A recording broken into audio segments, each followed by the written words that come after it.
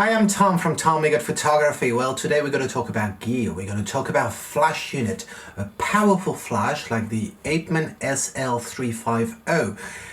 It only cost barely £40 on Amazon. So the question is it a bargain or a waste of 40 quids?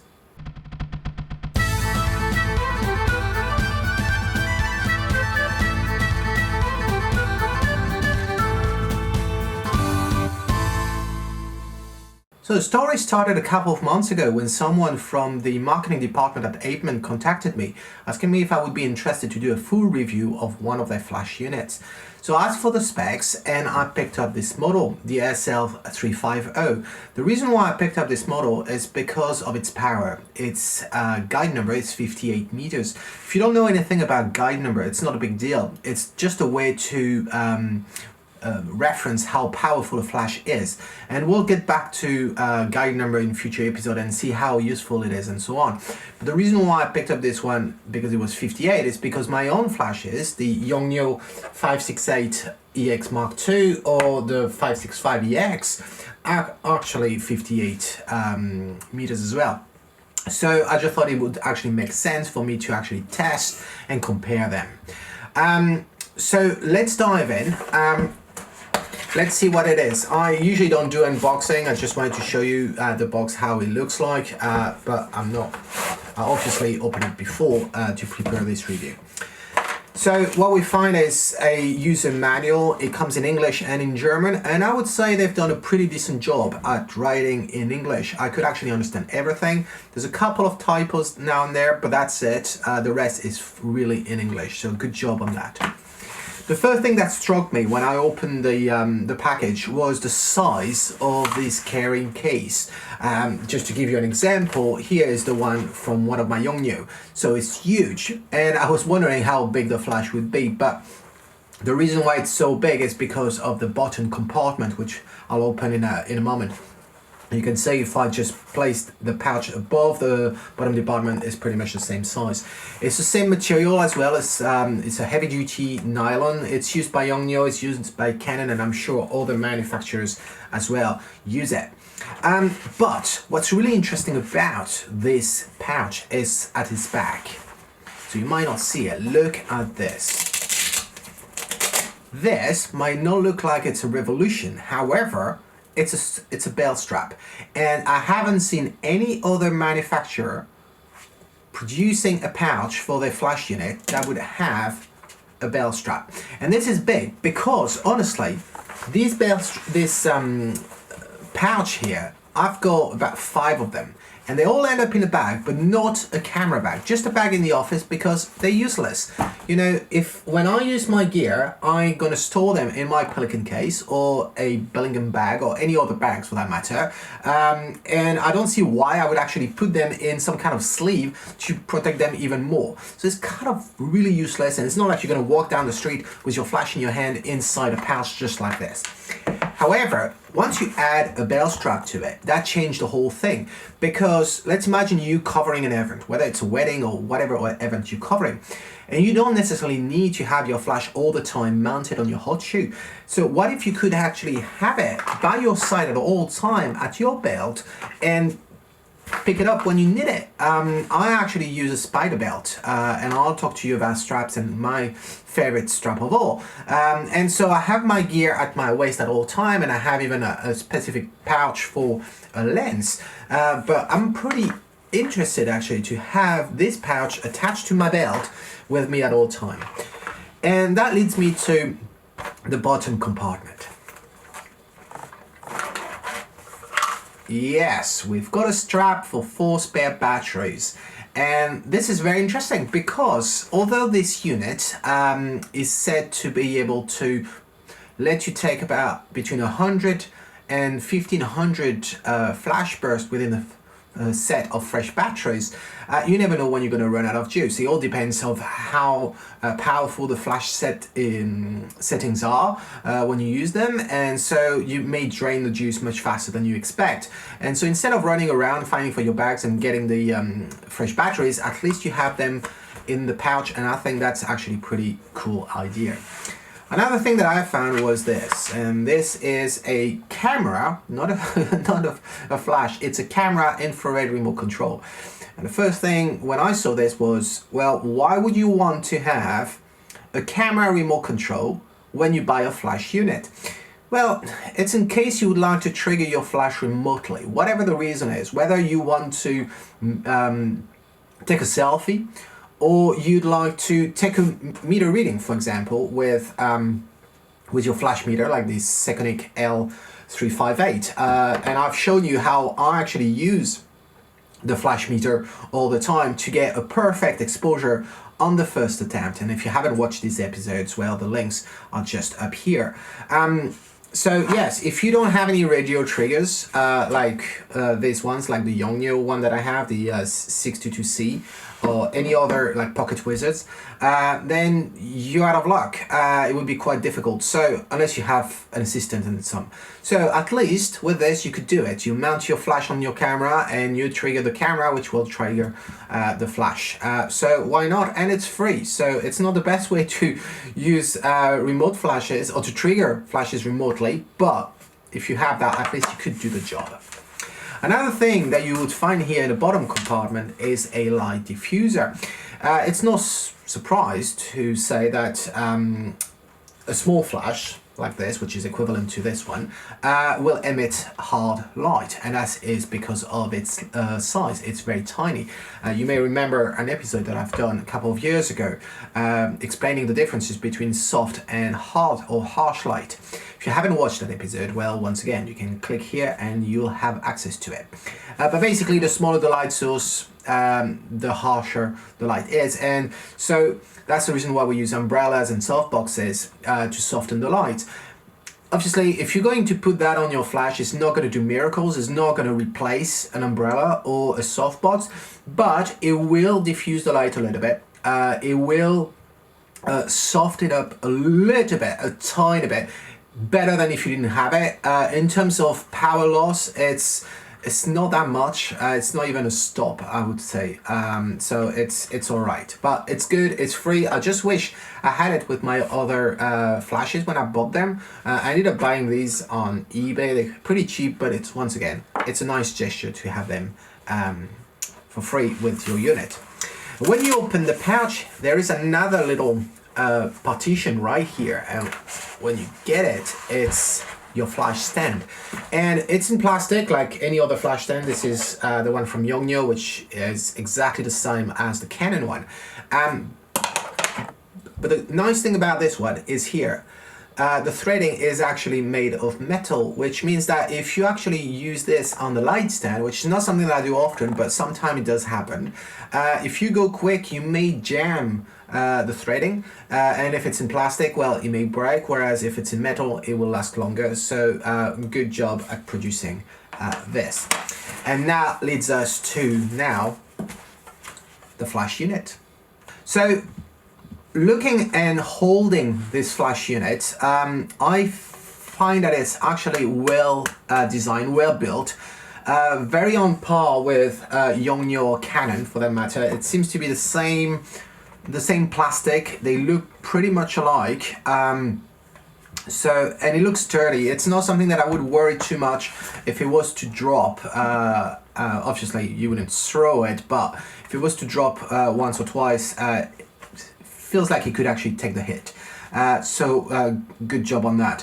What do we find? Well, on this side here, you'll find a PC port. The PC port, if you don't know what that is, it enables you to either trigger the flash or to link it with a remote radio trigger like Pocket Wizards. I'm lucky because my radio triggers from Yongnuo have a hot shoe here.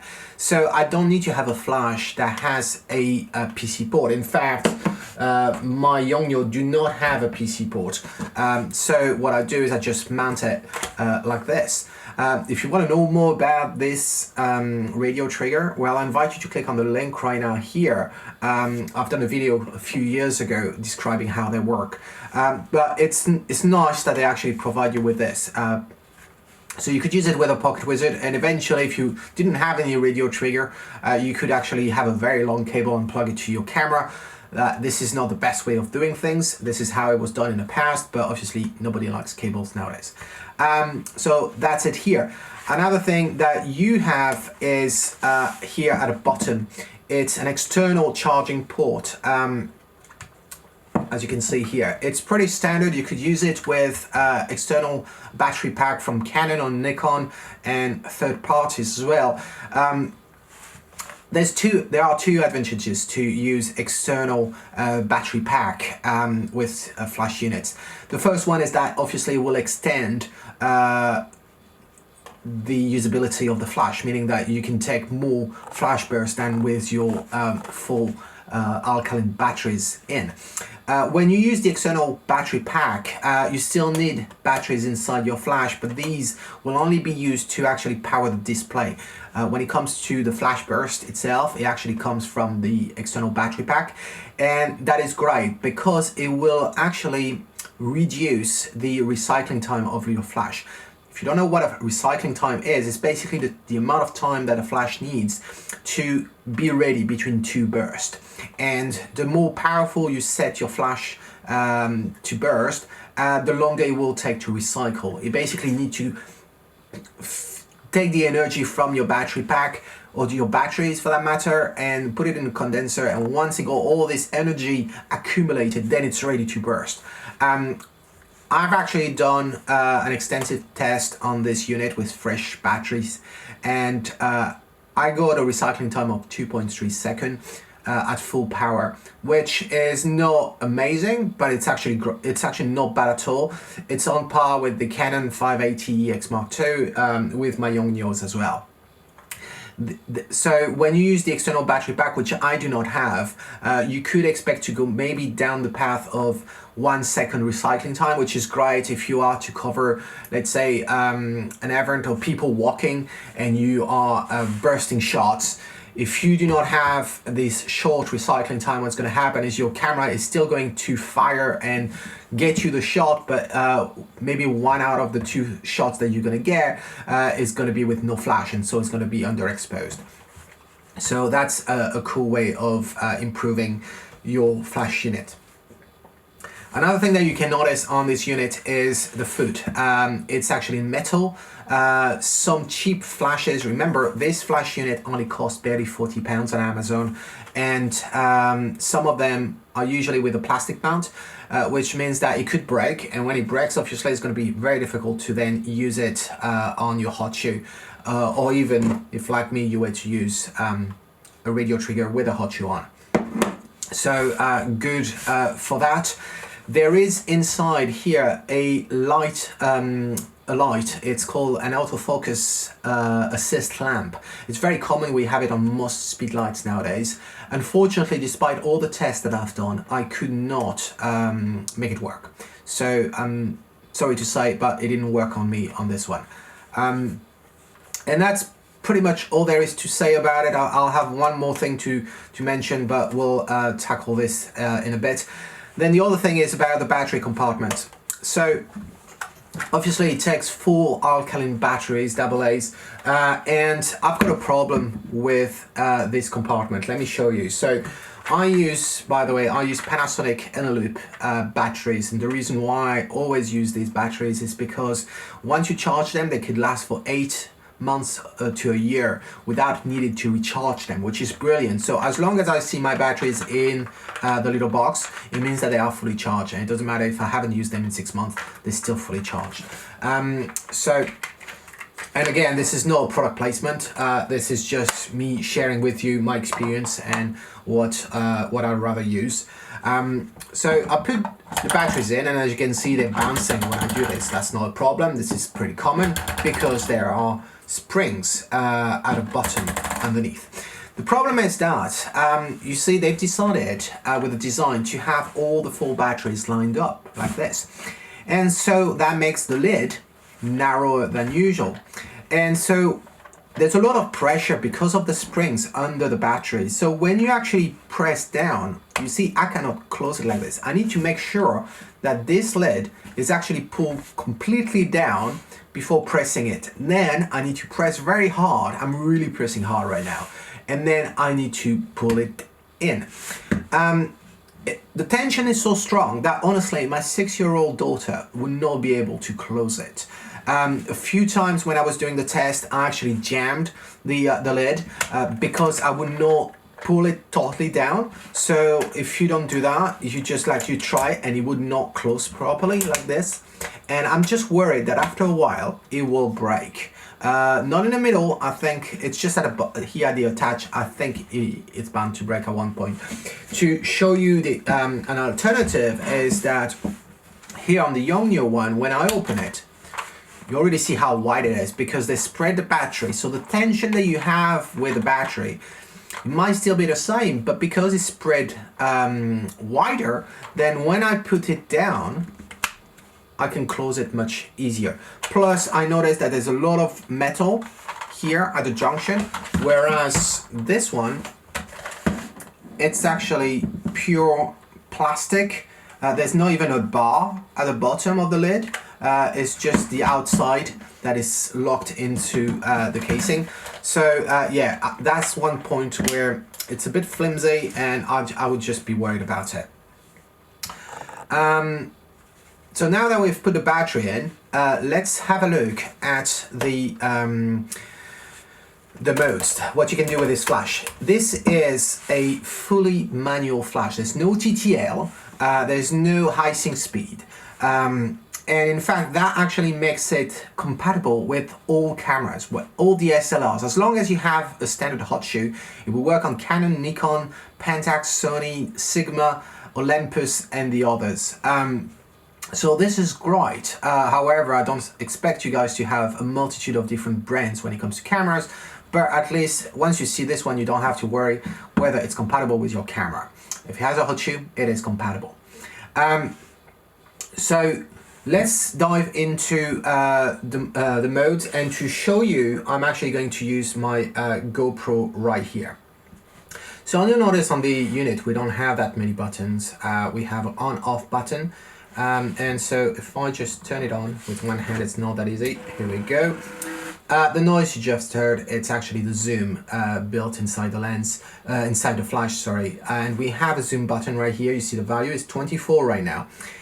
This flash unit goes from 24 all the way to 105. If you want to change that value, you just need to press on the zoom button and then increase that 28, 35, 50, 70, 85 and 105. One thing to bear in mind is that you're at 24, but you could actually broaden the spectrum by just using this wide angle diffuser here at the top, and as soon as you flip that down, you're changing the zoom to 18mm. Notice that the value here on the screen does not change, it stays 24. So in order to use 18mm, you need to be on 24 and you need to use the wide angle diffuser. Interestingly, when you use Yongnuo and Canon, as soon as you flip down this wide angle diffuser, the value on the display changes. Zoom goes down to 14mm, not 18, and you would see it on the display, but not on the Apeman SL350. Here we are in the manual mode. It's the standard mode, and you'll notice we've got the M and we've got the full power, and here you notice we have a battery symbol. Honestly, throughout all the it went into sleep mode. So to wake it up, you just need to press the pilot button right here. Sometimes one is not enough, you need to do a couple of times. So I was saying here you've got the battery symbol, and throughout all the tests that I've done, I've actually never managed to get a 3-bar symbol. It seems always to be on 2/3 and less. So maybe once you use an external battery pack, you would actually have the three here. But so you see we've got a representation of the power. It goes from full power all the way down to 1/28 power. And it goes down in third of increments. So you see 0.3, 0.7, and then half power. Interestingly, if you are on full power and you keep pressing on the right side here with the arrow, you will go down all the way down to 1/28. And then you can keep going up, or you just same at 1/28, so you keep going left on the arrow and you go back to full power. Then if you press mode here, you will go into the multi-mode. The multi-mode is basically the stroboscopic mode. It's not a mode that you would use all the time. I've barely ever used that mode on all the flashes that I have. It's a mode that enables you to have a multitude of flash bursts within one single exposure. Might be interesting if you're capturing some actions and getting different shots of the movement. It goes from 1/28th power all the way up to 1/8 power. You wouldn't go all the way to full power. It doesn't work, as you notice. I'll keep, and here we go, it goes down again. Because if you were to go at full power, the recycling time will get in the way and you could even overheat this unit. Talking about overheating the flash unit, there is a protection feature with this unit. And so I've actually done a full test on that. It took me about 15-20 shots at full power to engage it, and when that is done, you have a light bulb symbol right here telling you that actually the unit is locked and it's cooling off. It can go from a few seconds to a couple of minutes. And if you're interested, you can actually go onto the blog article. The link is in the description as well as up here, where you have detail of the different tests that I've done with this flash and screenshots of the display. If you want to change the frequency of this multi-mode, you just press the set button here in the middle, and you can change using the arrows. And if you press set again, then you are changing the hertz value, and you can change that as well and press set when you're done. If you press mode, you notice that we've got the slave mode 1, and you press again, you have slave mode 2. The 2 slave mode actually works exactly the same as the manual mode. You can go from full power all the way down to 1/28th power. The way they work is using a master flash. So let me show you exactly how this works, and I'm putting the GoPro down. So I'm going to put this on the stand, but before I do this, so you can actually see it properly, right here there's actually a sensor, and as long as this is facing a master flash, then it will trigger the flash itself. I've actually covered such wireless triggering system in a video in the past, using even your built-in pop-up flash on your DSLR if you have one. If you want to know more about this way of triggering your flash remotely, I invite you to click on the link right now. And with it, I'm also putting another link to using a commander. This is using infrared to trigger your flash. And then I've got another link as well to show you how to use the radio triggers. So what I'm going to do now is I'm just placing this flash onto the stand, and I'm going to have the light facing you, but the body right here with the sensor facing my flash. So this is the Yongnuo 568EX Mark II. I don't need to do anything with this flash. It's a master flash, so here's a manual. I put it at 1/28th power just so I don't blind myself. And this one, is it on full power? Let me just see. Yeah, it is on full power, so you guys will see it. And I'm going on slave mode 1, and I'm going to do a burst of this one. So I think you've just saw the burst. Here is again. So this is slave mode 1. The reason why there is a slave mode 2, it's when you work within an ETTL environment. If you don't know what ETTL is, or TTL or ITTL, it's basically the automatic mode for your flash. And I've done a video about ETTL versus manual, and I invite you to click on this link right here as well to know more. So the way TTL works is that you will have a pre-flash, which is going to enable your camera to analyze the exposure and then communicate back to the flash saying, okay, you need to use that level of power to get a correct exposure. And so if you were to use this flash on slave mode 1 within a TTL environment, chances are that the pre-flash would actually trigger this flash. So S2, or the slave 2 mode, basically ignores any pre-flash and then waits for the real flash from the master flash to burst. So that's it.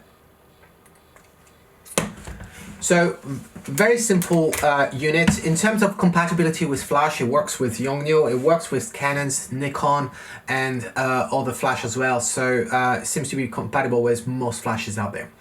Another thing that I didn't mention is here at the top. When you bring the wide angle diffuser and you can bring it back down, there is this white card here. You have that on many flashes. I have it on the Yongnuo. I didn't have it on my first Canon, the 430EX Mark II, but it is on the 580EX and EX Mark II. It enables you basically, when you're shooting upward with the flash, to use it as bounce light, to soften the light in the entire room. The problem with that is you end up losing any catch light in your subjects. So if you use this bounce card here, some light will reflect off it and give you that catch light in their eyes that we like so much. So it's nice to have it on this. I've done some tests as well around the color temperature of this flash. Apeman claims that this flash temperature is 56,000 Kelvin, 5,600 Kelvin, sorry, which is basically the equivalent of standard daylight. So I've done some tests, but I didn't have a color temperature meter. So the way I've done it was taking 8 shots with tripods and light meter, and basically reducing the power, going from full power all the way down to 1/28th, and seeing if the tone would actually change. So I invite you to go in the blog article, so same, the link description or on the side, to see the color change from one take to another. I wouldn't worry too much about it. It would be nice to have full consistency across all the shots. However, this only matters if you're doing fashion photography or commercial photography where color accuracy is a must. And in that case, I don't expect you to use a 40-pound flash to do the job. And even if you were doing that and you have some trouble, well, you could use speed toning to adjust the temperature of your highlights or your shadows, or even the standard temperature and tint in Lightroom, for example. Regarding speed toning, by the way, there's also a tutorial that I've published recently about it, so you've got a link popping up now. So that's the first experiment. The second experiment that I've done was around the power of the flash and the exposure reading. And I'm not going to go into detail in this video. You need to go to the blog article for that. The findings were astonishing. And I in fact done the same test using my Yongnuo and the Canon flash, and you'll notice there's actually a big difference, and I'll talk about it a little bit in the conclusion as well. And I think I covered pretty much everything. Flash duration, I didn't mention that. The flash duration is the time that it takes for your flash to reach the maximum brightness for a given setting. So whether it's full power or even 1/28, how long it takes to get to that 1/28 power when it's bursting. And the reason why it's important is that if you want the flash to freeze the action, whether you're doing sport photography or you're doing macro with water drops, it's not your shutter speed that is going to freeze the action, it is going to be your flash. And so if the flash duration is too slow, you will never freeze the action. I don't have a mean to actually meter the flash duration, but on Apeman claims that basically it goes from 200th of a second, that is if you use 1/28 power, if you use full power, sorry, and it goes all the way up to 20 thousandths of a second, and that is if you use 1/28 power. Obviously, the more powerful the flash setting is, or the flash level, the power level, then obviously it will be slower to reach that level.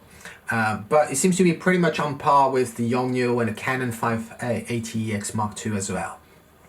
And I think I've gone all around this unit. There's nothing else that I would say. Then conclusion, would I actually buy this for £40? Well, it depends. If from a professional photographer standpoint, I would not buy this unit because of the findings that I got when doing the exposure level against the power output of this flash, the lack of consistency. Then the other thing would be about the door, the lid of the battery compartment. The fact that it doesn't do ETTL is not a big deal, but I like to have the ability to do it if I'm in a jam and I really need to get a shot very quickly. I don't want to struggle with manual. I just want to put TTL and take the shot. So with this one, I wouldn't be able to. HSS or high sync speed is not a big deal. Some of my flashes do not do high sync speed. It would be nice to have, but I wouldn't expect to have such a feature on a 40 pounds flash.